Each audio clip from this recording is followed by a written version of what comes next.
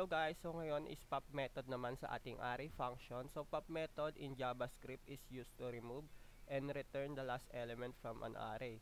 So parang ganito lang siya. Gawa ulit tayo ng cons array fruits equals natin sa melon, buko, tapos mango na lang. Ayan. Tapos fruits dot pop. So yung pag-pop lang, magiging ano to, ipapop niya lang yung dulo. Katulad sa push, dinagdag niya lang sa dulo. Tapos pag inano natin si fruits, so try natin. Node script. So kung makikita nyo, melon buko, pinop niya to, ni-remove niya. Tapos pwede din natin gawin ganito.